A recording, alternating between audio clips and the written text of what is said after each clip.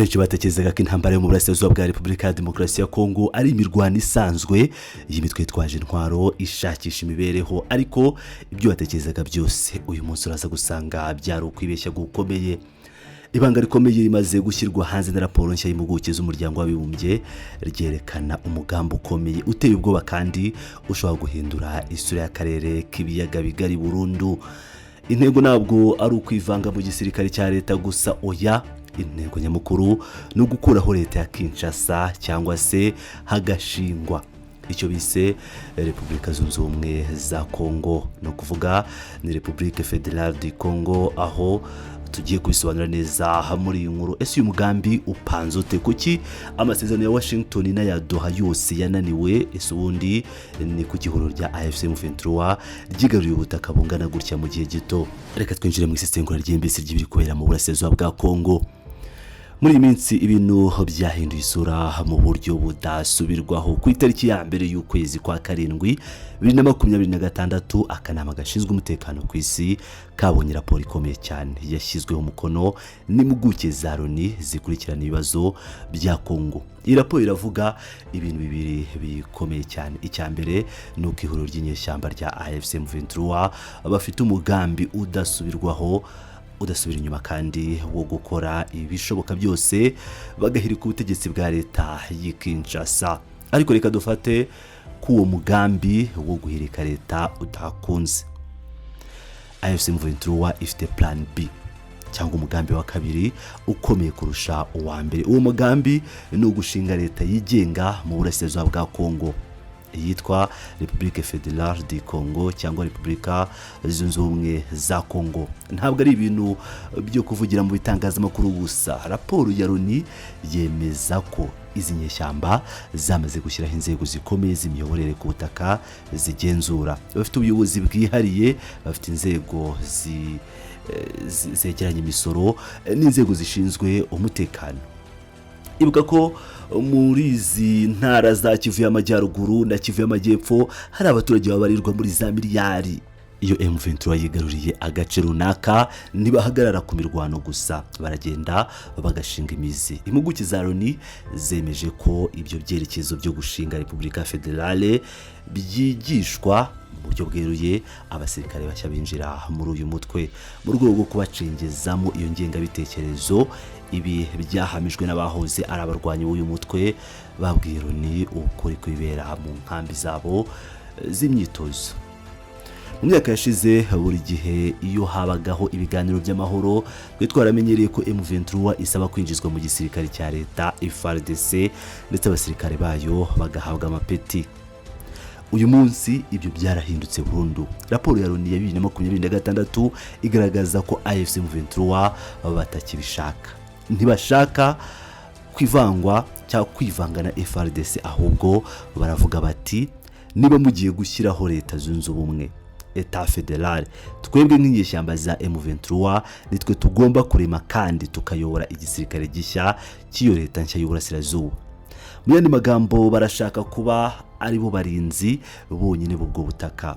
Bafite impamvu bakoresha kugira ngo basobanure ibi byemezo byabo bikomeye. Buri gihe iyo bavuga mu ruhame, abayobozi ba AFC M23 bavuga ko bagomba kurinda amoko y'abatutsi, abanyamurenge ndetse n'abahema. Bavuga ko ayo moko yugarijwe n'umugambi wo kuyatsemba, no kuvuga genocide hamwe n'ivanguramoko rikomeye. Ibi nibyo bituma bavuga bati ntidushobora kurindwa na leta ya Kinshasa, tugomba kwirindira umutekano.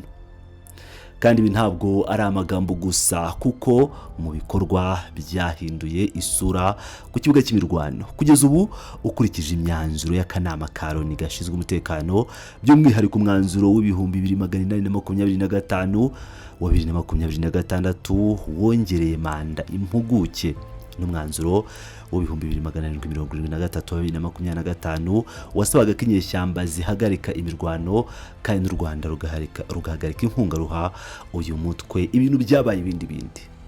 Ku kibuga cy'imirwano M23 ntabwo yasubiye inyuma, oya, ahubwo yaguye ibirindiro byayo ku kigero giteye ubwoba. Uhereye mu kwezi kwa gatatu umwaka wa 2025 ubwo hatangiraga ibiganiro by'amahoro bya Doha, Doha process, M23 yongereye ubutaka yagenzuragaho hejuru ya 35%.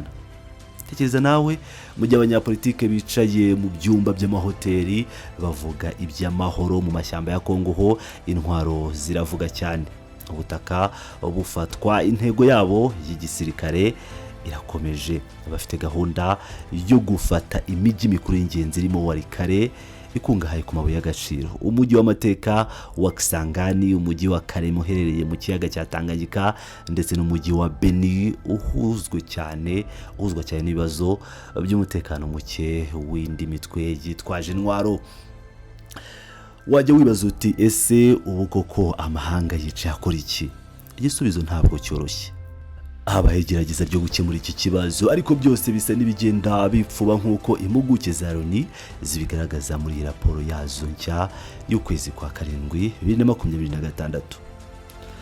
Reka dufate urugero ku masezerano yiswe aya Washington. Byari biteganyijwe ko azana igisubizo kirambye, yewe habayeho n'inama nyinshi zo kuyasuzuma, ariko ikibazo kirihe? Kinshasa na Kigali kuko ishinzwe gushyigikira M23 ibyo yihakana, iruhande rusobanura amasezerano ya Washington uko rubishaka. Ibi byatumye gushyira mu bikorwa amasezerano y'ihurizo rikomeye cyane, kandi umwaka wose urashize isinywe ku rwego rw'abaminisitiri, mu gihe diplomasi dindira, umutekano wo urushaho kuzamba, abaturage barakomeza kuva mu byabo. Tujye ku rundi ruhande rwa diplomasi, ibiganiro bya Doha mu gihugu cya Qatar ni igihugu gikomeye, cyari cyafashe ya mbere ngo gihuze impande zombi. Hakozwe ibiganiro inshuro nyinshi cyane, ariko Kinshasa ntiyigeze yumvikana na gato n'ihuriro rya AFC M23.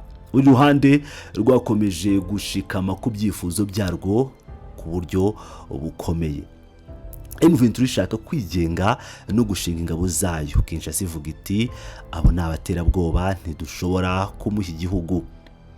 Byageze naho bagerageza kwimurira ibiganiro i Montreal mu gihugu cy'Ubusuwisi kugira ngo barebe ko bazana ingufu nshya muri ibi biganiro, ariko amashyiga yose yaje gukonja. Ibyemeranyijweho ntibyakurikijwe. Hanyuma rero haza ikindi kibazo cy'isi yose. Nk'uko mubizi, umutekano mu burasirazuba bwo hagati wakomeje kuba mubi cyane. Ibi byatumye igihugu cya Qatar cyari kiyoboye ibiganiro bya Kongo gihugira mu bibazo by'iwabo mu Barabo. Bityo iki kibazo cya Kongo gishyirwa ku ruhande. Umwete wari wagiye mu gukemura ikibazo cya M23 n'u Rwanda waragabanutse cyane. Muri make rero abakunzi bisesengura, isura y'intambara yo muri Kongo yarahindutse cyane. Ntabwo ikiri inyeshyamba zisaba kwinjira mu gisirikare ngo zihembwe, oya. Turi kureba umutwe uhagaze bwuma, ufite politike yateguwe neza, inzego z'imiyoborere, wiyemeje kwigarurira ubutaka no gushinga icyo bise Repubulika Zunze Ubumwe za Kongo.